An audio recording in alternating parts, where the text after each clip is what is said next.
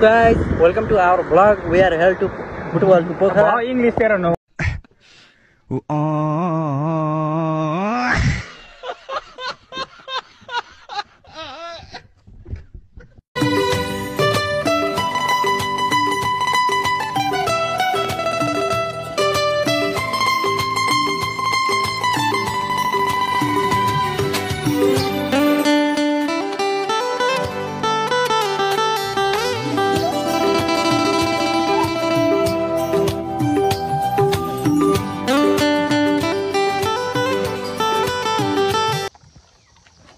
केही भन्देऊ ल म के भन्नु त मैले के भन्नु कस्तो लागिरहेको छ लाग्न त एकदम राम्रो लागिरहेको घुम्न जाँदैछौँ हामी बुटोलदेखि हामी मुस्ताङसम्मको यात्रा अब हामी बिचमा मुड पनि चेन्ज भएर हामी आधी बिच चाँडो फर्किन नै सक्छौँ तर जान चाहिँ जाने भन्ने विचार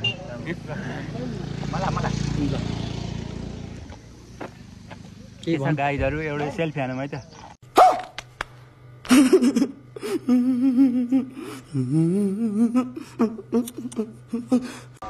ल हामी चाहिँ भरे रामदीप लाएर उता साथीहरूले बाइक रोकेछन् ती हाम्रो के भन्छ अरे यता देख्यौ त नाके भाइ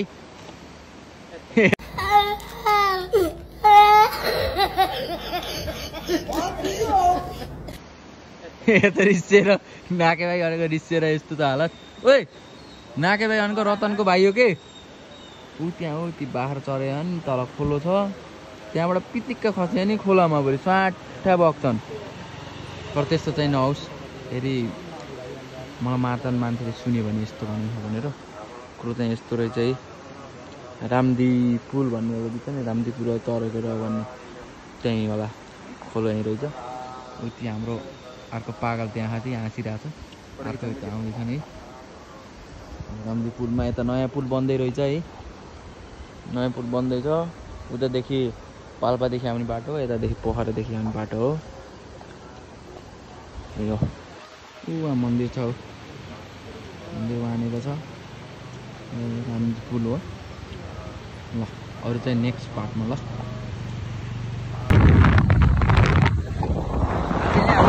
म चाहिँ भर्खर के भन्छ अरे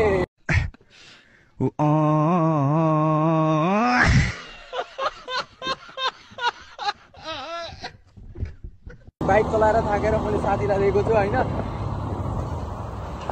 भर्खर साथीलाई दिएर साथीले चलाउँदैछन् होइन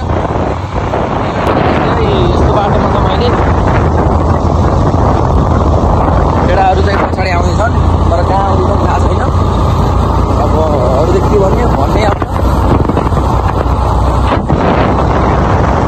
के बेलेर आउँछ के गर्ने अब हाम्रो देशको पाहुना हो माया गर्न पर्यो फेरि हामी पनि जानुपर्छ इन्डियातिर यस्तै हो भने भाँडा बाँध्दा पनि जानुपर्छ कि त्यही भएर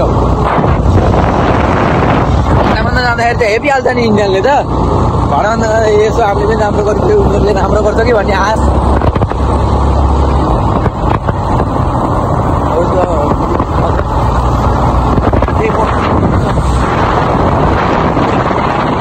गप मुख ढापेर हो कि साथी फेरि म हेल्मेट ढाप्ने नि पुरै सानो पोखरा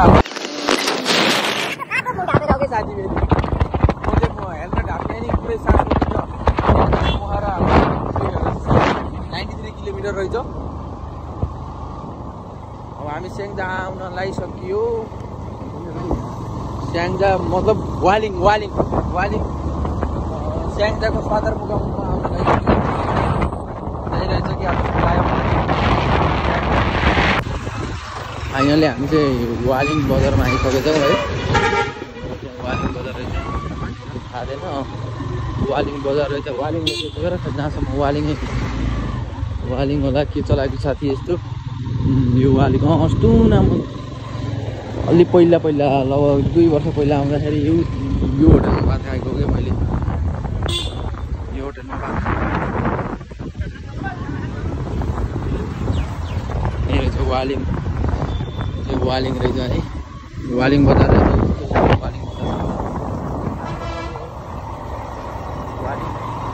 वालिङ नै के हो यो ग्वालिङ नट वालिङ रहेछ यो राम्रो छ त्यो बजार चाहिँ होइन म 2 चोटि आएँ यहाँ 2 चोटि आएँ एकचोटि बुढी सारी मिट्न आएको थिएँ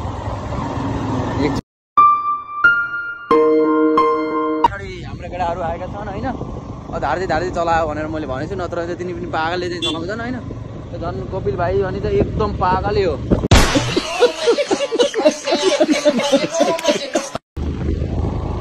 एकदम पागल हो पागल पारामा चलाइदिन्छ त्यसले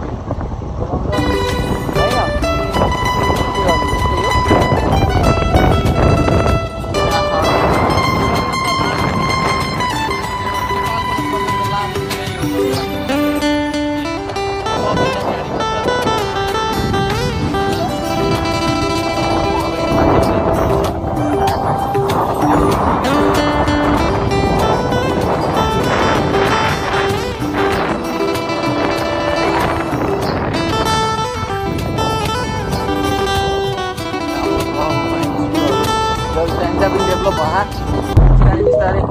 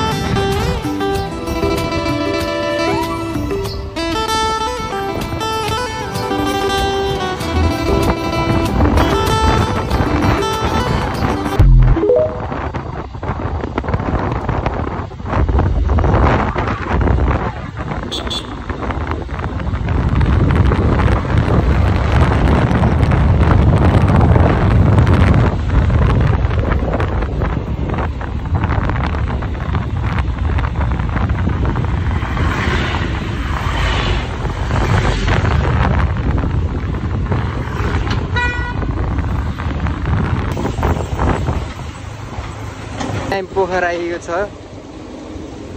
यस्तो छ यहाँको भ्यू आउँदा ट्याक्कै पानी परेर पानीले स्वागत गरेर अब ट्याक्कै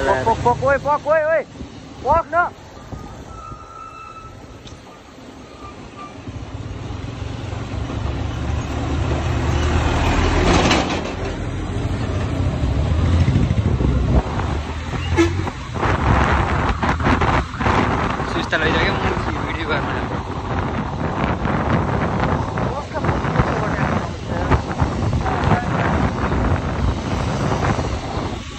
बाँच्न मन नलाएर होला पोखरामा पानी परिरहेको छ मेरो मनले ड्राइभ गरिरहेका छन् तर मौगालीमा यो पानीमा खोलाको जस्तो सकिन्छ पानी पस्छ भनेर हामीले यही ब्लक बन्द गर्न गइरहेको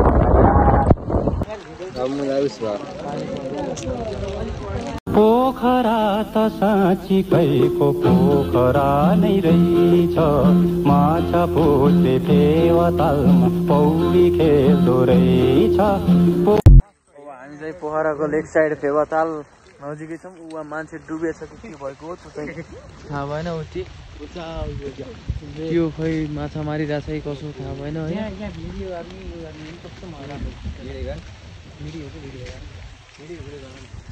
हामी चाहिँ पोखराको लेफ्ट साइडका फेवातालका साइडबाट हामी हिँडिरहौँ साइडमा है।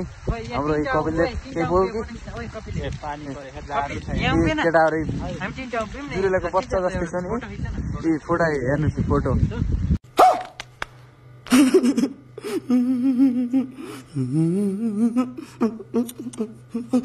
फोटो भनेर यस्तो छ हालत। हालत यस्तो छ के फोटो आइदिने मलाई थाहा भएन। फोटो खिच्न भइहाल्नु भयो कसो के हो मलाई थाहा छैन। यो पागल हो फेरि एक जुत्ता नयाँ भयो है। धुला थियो तर नयाँ भयो।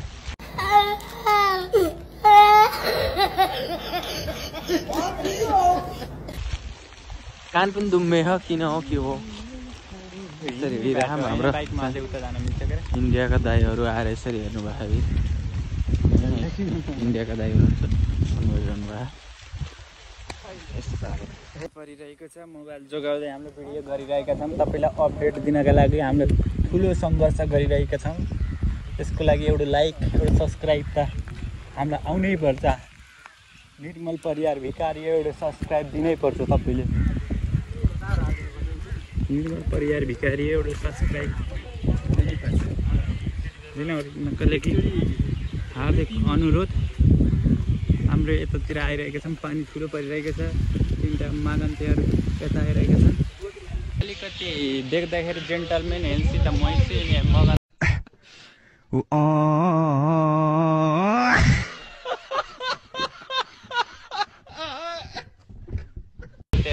काम छैन। हेलमेट लागेका छन्। अब बाइक त आफ्नै ल्याए पनि पेट्रोल चाहिँ तरल पदार्थ राखेका छन्। हाम्रा यिनी हुन् परिवर्तन घिमिरे। उनले बल्ल बल्ल आएका हुन्। हिजो आउने भनेको आज आउने भनेर यहाँ आइयो। मेरो चस्मा यस्तो रमाइलो छ पानी पर्यो। मेरो चस्मा देख्न होइन हजुर।